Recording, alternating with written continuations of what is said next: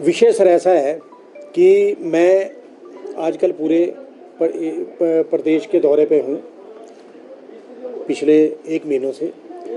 कल और परसों मैं मंडी चुनाव क्षेत्र के दौरे पे था, तो मुझे धमकी मिली। रणवीर सिंह नेगी जो अपने आप को विक्रमादित्य का सिपा सलाहकार कहता है, वैसे तो उसका कोई लोकल स्टैंडर्ड है नहीं है। वो जो है पहले आम आदमी पार्टी में था, वहाँ से भी निकाल दिया उसको।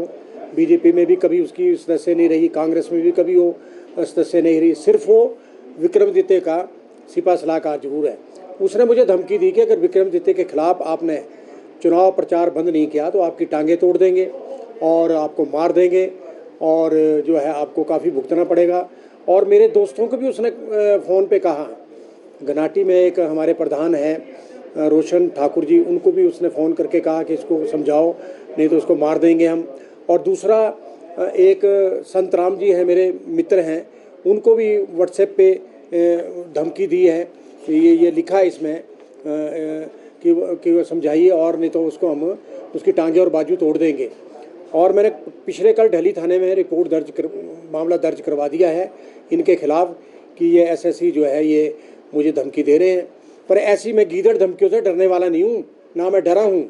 ये पहली बार मैं देख रहा हूँ हिमाचल प्रदेश के अंदर जो है ये जो है ऐसा क्रम चला है कि धमकियाँ दे रहे हैं।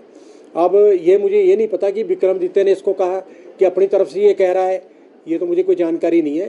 परंतु बात ये है कि प्रदेश के अंदर इस शांति प्रिय प्रदेश में ऐसा होना नहीं चाहिए।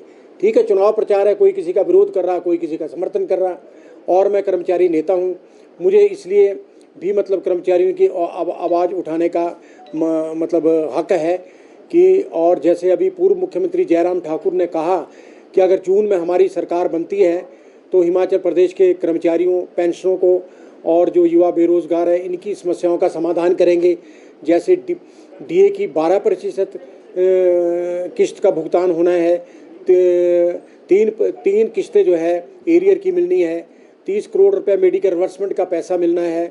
तो ये उन्होंने आश्वासन दिया और कहा, तो उसी के आधार पर हम ये कह रहे हैं कि अगर कर्मचारियों को पैसा मिलेगा तो हम तो उसके साथ चलेंगे।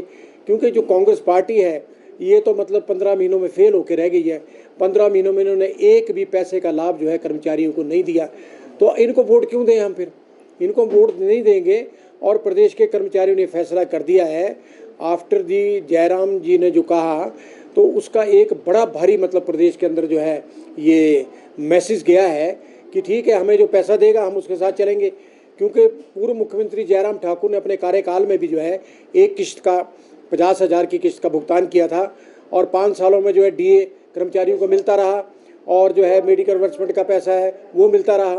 तो मेरा कहने का मतलब ये है कि जो देगा कर्मचारी उसके साथ चलेंगे। क्योंकि कांग्रेस पार्टी के पिट्ठू तो कर्मचारी है नहीं कि